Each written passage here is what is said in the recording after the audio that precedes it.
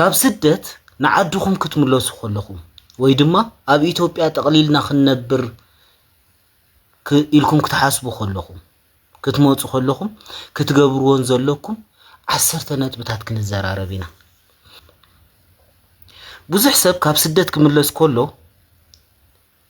ወይ ከዓ ኣብ ኢትዮጵያ ጠቕሊለ ክነብር ኢሉ ክመጽእ ከሎ ዝጋግዩ ብዙሕ ጌጋታት ኣሎ ካፍቲ ጌጋታት ዝተለዓለኻ ዝፈርሑ ፍርሕ ኣሎ በቃ ኢትዮጵያ ጠቕሊለ ተኣቴሲ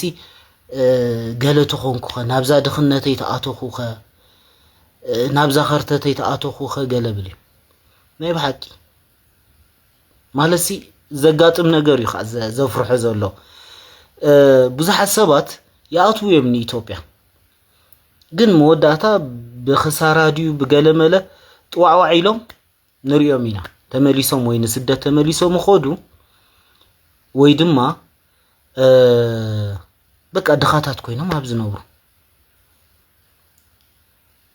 ሕጂ ኣነ ብዛዕባ እዚ ነገር እዚ ክሓስብ ከለኹ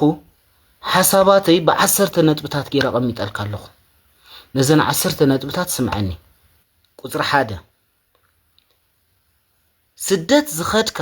ካፒታል ንኽትሕዝ እዩ 10 ዓመት ዲኻ 20 ዓመት ከርተት ዝበልካ ኣብ ስደት at the end of the day ዓድኻ ኣቲኻ ንኽትሰርሕ እዩ ኣብ ዓድኻ እኹል ደሞዝ ዝቆፅረካ ሰብ ስለ ዘይረኸብካ ሽግርካ ዘፍትሕ ገንዘብ ስለ ዘይትረክብ ወይ ስራሕ ስለ ዝሰኣንካ ስደት ከድካ እቲ ስደት ሕጂ ኣው ንኽነብር ኣው ክበሊ ኢልካ ይኮንካ እንትኸዶ ተመሊሰን ዓደይ ኣትየ ክሰርሕ ኢልካ ኢኻ ትኸዶ ስለዚ ንምንታይ ኢኻ ኸይድካ ካፒታል ክትሕዝ ኢኻ ኸይድካ ጽቡቕ ዕድል እዩ ምኻድካ ኣይጸልኦኒ ግን ታ ዕላማ ካፒታል ንምሓዝያ ቁፅሪ 2 እቲ 10 ዓመት ዲኻ ገለ ኸርተት ኢልካ ዝኣከብካዮ ገንዘብ 1 ሚልዮን ይኹን 10 ሚልዮን ይኹን 500,000 ይኹን 100,000 ብዘየገድስ ካፒታል እምበር ሃብቲ ይኮነን እዚኣ ክትርዳእ ኣለካ ቁፅሪ 3 መቐጸልታ እያ ናይ ቁፅሪ 2 ከም ሃብታም ኣክቲ ትግበር don't pretend as if you are rich ደኻ ኢኻ ንስኻ ገንዘብ ኣለኒ ገለለኒ ገለገለ እንዳበልካ በቃ ሃብታም ምዃንካ ክትእምን ኣይትፈትን ገንዘብ የብልካን መበገስ ገንዘብ ኢኻ ሒዝካ መፂኻ ገንዘብ ኣለካ ክበሃል ከሎ ከይድካ 5,000 ኣብ ሓደ ቦታ ክተጥፋእ ከለኻ በዚ ኸ ካልእ 10,000 ከኣትወካ ከሎ እዩ ገንዘብ ኣለካ ትበሃል ንስኻ 5,000 ክተጥፋእ ከለኻ ጎድ ኢላ ኣላ ሕጂ መብዛሕትአን ይመጻ ካብ ዓዲ ዓረብ ደን ካብ ገለ እንታይን ዝገብራ በቃ በዓል ዓበይቲ እንዳስጋ ኸይደን ኣብዚ ከባቢና ኣሎ ዮናስ ጨርጨር ዝበሃል ገለ ዝበሃል ኣሎ ኣዋኣቴን ብ6,000-7,000 ናይ ሸክላ ጥብስዶ ናይ ገለ ኺሎ ገለ ይበልዓ በቲ ኸዳ ይዘናግዓ ገለ ገንዘብ የብለን እንኮ መበገሲ ነቲ መበገሲ ገንዘበንሲ ሕንስሳ ቢለን ወልዐ ኣሎ ሃፍታማት ዝኾነ ይመስለን ኣሎ እንዲ ኣክት ከም ሃፍታማት ሰባት ስለዚ ከም ሃፍታም ኣክቲ ትግበር ድኻ ክትኮን ኣለካ ዓድኻ ምስኣተኻ ድኻ በቃ ወላ ሓንቲ ምኽንያቱ ኣብ ስደት ነርካ ሓቀይ ኣብቲ ስደት ካልእ ህይወት ኣይትፈልጣን ኢኻ ነዚ ዓዲ ምስ መጻኻ ካልእ ዓዲ ኮይና እያ ትጸንሐካ ስለዘይትፈልጣ ድኻ ኹን ክሳብ ትፈልጣ ቁፅሪ 4 ከም ድኻ ሰብ ሕሰብ ልክዕ ከም ድኻ ሰብ ኢኻ ክትሓስብ ዘለካ ልክዕ ከምታ ንስዑዲ ዲኻ ንገለ ክትስደድ ከለኻ ኣብ ሓድሽ ዓዲ ምስኣትኻ ከም ድኻ ሰብ ትሓስብ ዝነበርካ ሕጂ ናብ ካልእ ዓዲ ትገይሽ ስለ ዘለኻ ትገይሽ ኢኻ ኾ ዘለኻ ትምለስ ኣይኮንካን ዘለኻ ምኽንያቱ 10-20 ዓመት ኣብ ካልእ ዓዲ ተቐሚጥካ ክትመጽእ ከለኻ ትገይሽ ኢኻ ዘለኻ ሓድሽ ዓዲ እዩ ዝንዓኻ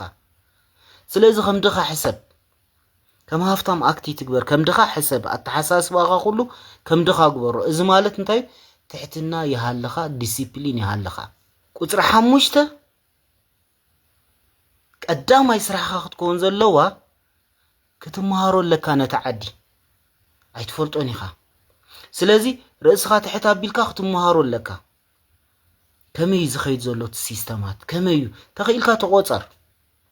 حجي خاب سعود مس مصاخن بيزنس كخفدو ገለገለ ይትበላ ተخيلكن ተቆፂርكن ስራሕ مس መጻኽን ገንዘብክን በወርቅ ዲኺም በመሬት ዲኽና ቆምጦ ጥራሕ ጅባኽን ኩና ዓቕምኽን ب5000 ب10000 ገዛ ተኻሪኽን ኣብ ትሕቲ ሰብ ተቆፂርክን ስራሕ መጀመርታ ገንዘብክን ኣሳይድ ጌርክን ማለት እዩ ቁጽሪ 6 ብናይ ካልኦት ሰባት ክሳራ ተማሃሪ ንምንታይ ተኸስረ ንስኺ ሓደ ጽቡቕ ዕድል ኣለኪ መበገስ ካፒታል ሒስክለኺ ግን ተማሃሪ መጀመርታ ኣብ ትሕቲ ሰብ ተቆፀሪ ቤት መግቢ እንዲ ክትከፍት ተሓስብ ዘለኺ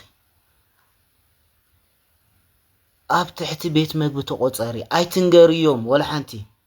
ኖርማል ካብ ዓዲ ከም ዝመጻ ክትሰርሕ ጥራሕ ክፈልጡ ዘለዎም ب4000 ب5000 ተቆፀሪ ገንዘብ ክቐምጥዮ በእንካ ንበሪ ከምቲ ሰብ ዝነብሮ ተማሃሪዮ ነት ቤት መግቢ ብናይ ካልኦ ሰባት ክሳራ ተማሃሪ ገንዘብ ኪ ትخسر ሓደ 6 ወርሕ ተቆፂርክ እንተሰራሕ እንታይ ትኾኒ ሓራይ 3 ወርሕ ወላ ተቆፃሪ እንዳዶሩ ክትከፍት ተደሊኽ እንዳዶሩ ኸይድክ ተቆፃሪ ወላ 2000 ክፈልኺ ተቆፃሪ ምስ መጻኽ እቱ ምስ በልኪ ተቆፃሪ ሃፍታም ኣይኮንክን መበገስ ካፒታል ኣለክ ግን ብናይ ሰብ ክሳራ ተማሃሪ ክትከስብ እንተደሊኽ ቁጽሪ 7 ገንዘብኩም ናብ ጽባሕ ንጎ ሸይትኩም ክትልውጥዎ ትኽእሉ ነገራት ቀይርዎ ገንዘብ ኣይትሓዙ ገንዘብ መጋገዩ 700,000 ደን ዘሎ ኣኺ ወይ ናይ 700,000 ወርቂ ገዚኺ ኣቐምጥዮ 1 ሚልዮን ዲ ዘለክ 1 ሚልዮን ኪ መሬት ዲኺ ገለ ገዚኺ ኣቐምጥዮ ገንዘብ ዝባሃል ኣይትሓዚ ምስ መጻኺ ጽባሕ ንጎ ቢዝነስ ኣብ ትጅምሩሉ ግዜ ቀልጢፍካ ሸይትኪ ናብ ገንዘብ ናብ ትቕይሩሉ መንገዲ ቀምጥዮ ንኣብነት ሕጂ ወርቂ ገዚኺ እንተዳቐሚትክዮ የብልክን ገንዘብ ሓቂ በቃ ተቆፂርክም ሰሪሕክም ምስ ወዳእኽ ገለ ኩሉ ምስ ተማሃርኪ በቃ ከምዚ ዓይነት ቢዝነስ ክኸፍደልየሞ ድለይለይ ቦታ ኢልኪ ብድሕሪኡ ምስ ረኸብኪ ወርቂ ክትሸጥየን ተን ዘቐመጥከን ወይ መሬት ዲኽ ቀሚጥኪ ኣብ መሬት ትሸጥዮ ሽዑ ቢዝነስ ክትጅምሪ ቁጽሪ 8 ቢዝነስ ምስ ጀመርኪ ወይ ምስ ጀመርካ ሕጂ ወንድኻኹን ቅድሚ ሕጂ እዚኣ ሰፊሕ ሓርእስቲ ጌርና ተማሂርና ኢና ቢዝነስ ምስ ጀመርካ ሃብታም ኣይኮንካን ቢዝነስ ምጅማርን ቆልዓም ምውላድን ሓደ እዩ ገንዘብ ከተቐምጥ ኣለካ ቆልዓ ተወሊድካ ከይሓመካ ከይጸመካ ዝኾነ ሽግር ከየጋጥሞ ወጻእታት ከሓተካ ስለዝኽእል ትጥንቀቕ ኢኻ ገንዘብ ተቐምጥ ኢኻ ሽዑ ቆልዓ ዝኾነ ሽግር ተጋጢሞ ቀልጢፍካ ገንዘብ ከምጻ ኣቢልካ እንታይ ትገብሮ ትሕክሞ ገለ ክሳብ ዝድልድልሲ ብጥንቃቕ ክትነብር ኣለካ ቢዝነስ እንተዳ ጀሚርኪ ስቲል ድኻይኺ በቃ ነታ ቢዝነስ ርእስኺ ቀርቂር ክትሰርሕላ ولا عمت يوسدلا اغرا حساب تتكل نتا بيزنس مالتي دخا تخوني ቁጽሪ 9 ትዕግስተኛ ኹኒ ሕጂ ሓድሽ ምዕራፍ ይኽ ትጅምር ዘለኽ እምበር ካላ ኣይኮነን ሓድሽ ምዕራፍ ትጅምር ስለ ዘለኺ ኣብ ናይ ህይወት ምዕራፍ ስለዚ ብትዕግስቲ ይኽ ጽበየ ዘለክ ኩሉ ነገራት ልክ ዕቱ ምስበልክ ዓበድበድ ምባል ገለ ኣይድልየክኒ ትዕግስተኛ ሓድሽ ምዕራፍ እንታይ ይጋጥመክ ጽባሕ ኣይትፈልጥን ይኺ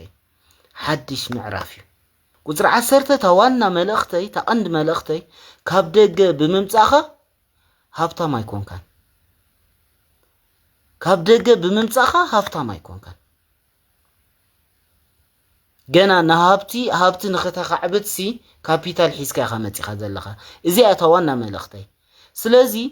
ካብ ደገ ብምምጻኺ ሃብታም ኣይኮንክን እዚኣ እመንያ